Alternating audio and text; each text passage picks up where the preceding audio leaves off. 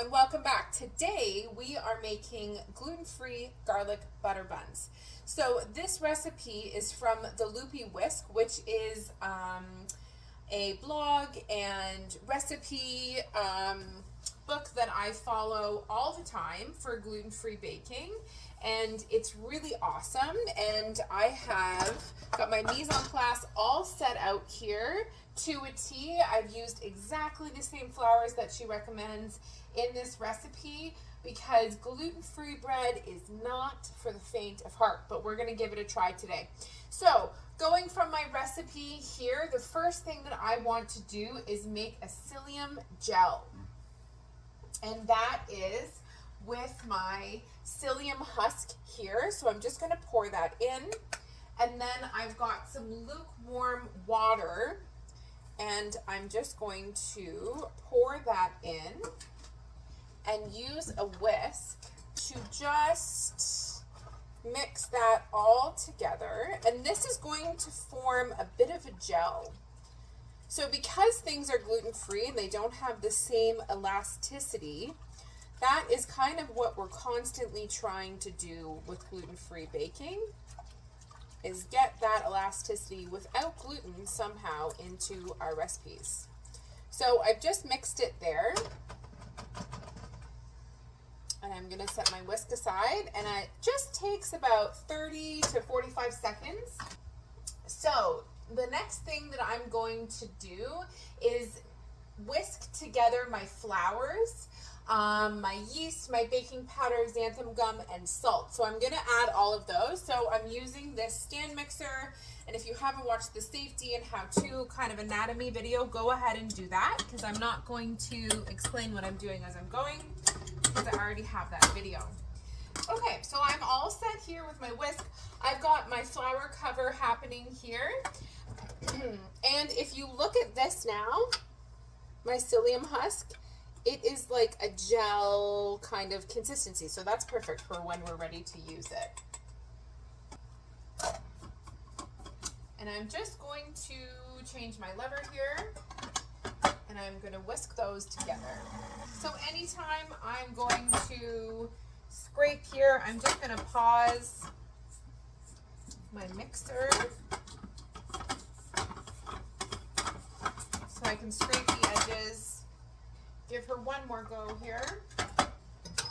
That is that. I'm just going to set this into a mise en place bowl.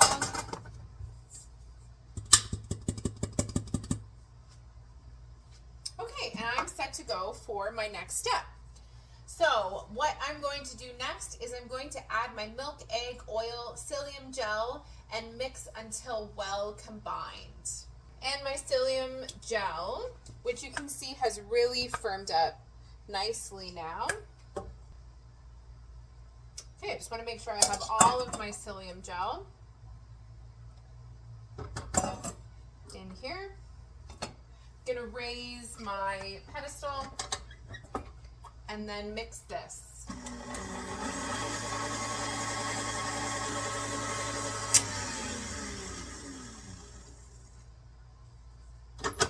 Okay, so this is done now.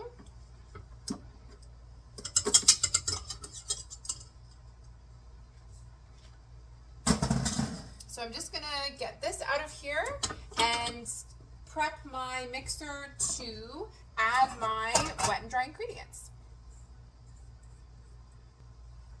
So my recipe tells me to make a well. So what that means is inside of my bowl here, I'm going to make a bit of a hole, and then I'm going to pour my dry ingredients into there. I'm going to add my dough hook on now.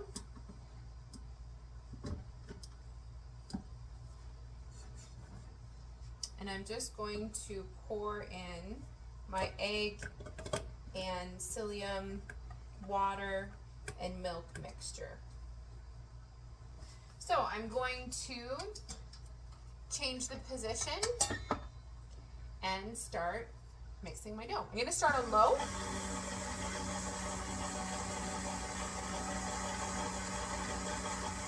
And this is going to mix for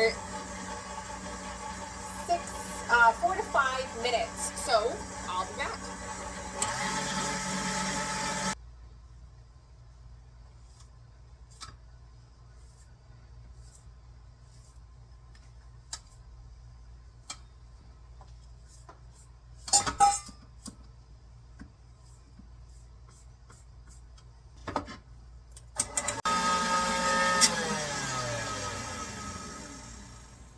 So I have had my dough mixing here for about 5 minutes.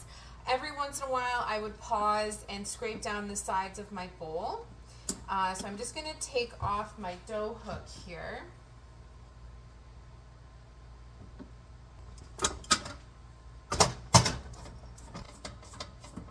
And this dough is supposed to be quite sticky. So that is what it looks like in the bowl there. I'm just going to clear out my stand mixer here. Okay, so at this point, I've got a really nice floured surface, and I'm going to work with very floured hands as the recipe recommends. Okay, so what I have here is I've got my electric scale, because the recipe tells me that each dough ball is supposed to be around 92 grams and equally divided into 6 portions, but it's really hard to tell what is an equal portion by eye.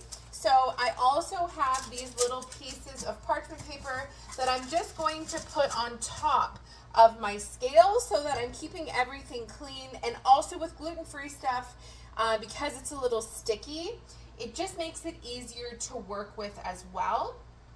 I have my nicely floured surface. I also have my bench scraper that is going to help me divide the dough. So what I'm going to do here is turn my dough out onto my floured surface, and I'm just going to use my spatula to do that. So rather than using my hands, I'm just going to use my bench scraper, because it just keeps me from gumming up my hands before I've gotten them nice and floured. And now I'm going to flour my hands. I'm just using tapioca starch flour, because it's really nice and light, okay? And I really want to be conscious that I'm not adding too much flour into this, but I am also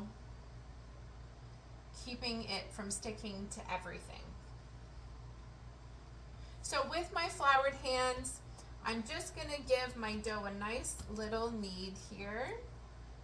And I just like to use my knuckles to do that. And anytime I'm feeling quite a lot of stick, I'm just adding a little bit of flour. And I just want to be gentle with it.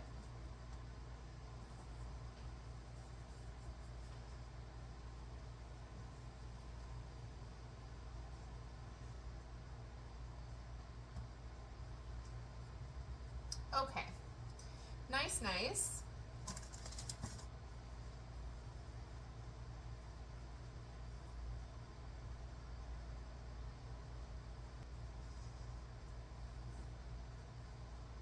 Okay, so I've got all of my dough balls here, and I just want to knead them into a bit of a log, it says, because this is the shape that I want them to be for them to rise. So I'm just going to do that to all of my dough balls. And now that I've incorporated a little bit more flour, the dough is quite easy to work with. So kind of like a football shape is what I'm doing here. I want to make sure that the seams are underneath, if there are any, so that you're not seeing that in the final bake.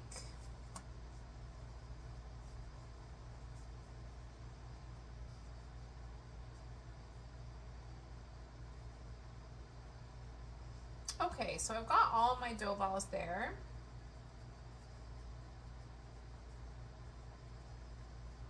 Beautiful.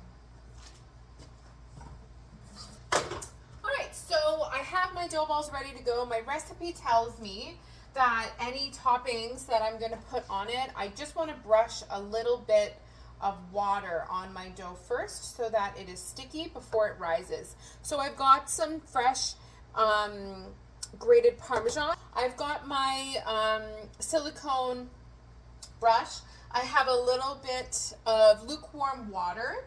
And then I also have my baking pan here prepped with a little bit of parchment for it to proof on. So I'm just going to brush this with a little bit of water. I don't want to use too much of this, but I do want to evenly coat this water on my dough so that it sticks. So I'm just going to take my dough ball here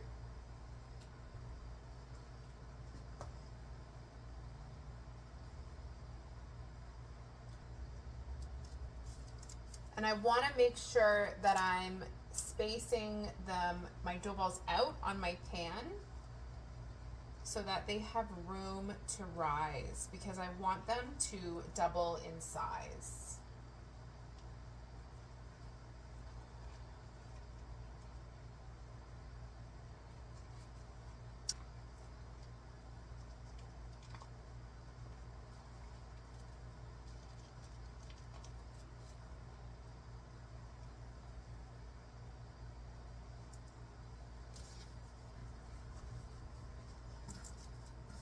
Okay, so I've got my dough balls set up on my pan here, ready to proof. I'm going to cover them with cling wrap and leave them in a warm place to rise for approximately an hour to an hour and a half, and we'll get back for the bake. I'm going to make my compound butter. So I've got my measured out butter here, so I'm just going to put that in my mixer.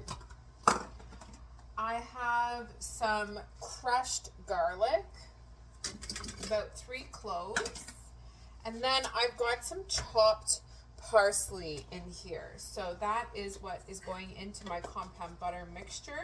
I'm just going to set it on to mix and then put it into my piping bag so that it is ready to be piped on to the buns before they bake. I also have my oven preheating at this point because I've got about 15 minutes left of my proofing. So I've got my pastry bag here, but I don't want to put in my garlic butter right into this. I have the attachment here, so this goes on the inside, and as you can see, it's threaded. I have the metal tip that I would like, and I'm just going to screw that on so it's ready to go. I put my creamed compound butter into this Ziploc bag. You can also buy shaped pastry bags, but I do find that a Ziploc works quite well. I just shape it before I slot it into the shape that my pastry bag is, and then I just kind of roll it up here, and then I'll drop it into my pastry bag, and it is all set in there and ready to go. So when I'm ready to extrude it, I'll twist it. Sometimes I'll put a clip on it if I need to, and then just squeeze the end of the bag and keep twisting, and that's kind of how I get it extruded. But I'll show you how I do that when I put this on the buns. Okay, so I have my proofed dough. I'm just going to score these so that I have a spot to put in my compound butter, just following what the recipe says here. So I'm just going to twist my pastry bag here and then pipe in my compound butter.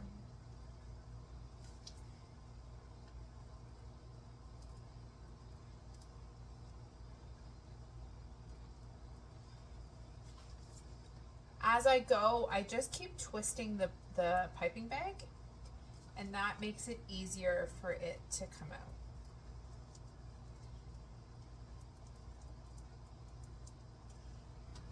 Here are my buns ready to go in the oven. So I have my oven set to 400. It's really nice and hot.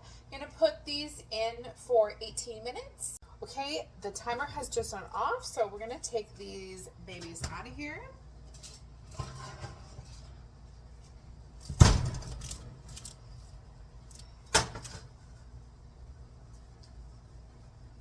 So sometimes a little trick that I do, especially with gluten-free stuff, because it can be a little fragile, is I just pull the parchment paper right off of my baking sheet, and that can make it easier. This recipe does suggest that you remove them from the baking pan right away and get right onto a wire cooling rack. They look very squishy. We're just gonna leave them to cool for just a few minutes, and then we'll do a crumb. Okay, so they've cooled off a bit here. They're have a really nice pull.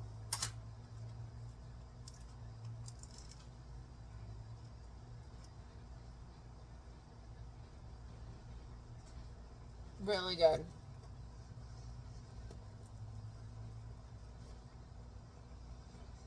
For gluten-free bread, to have this like doughy of a consistency, really, really good. Look at that.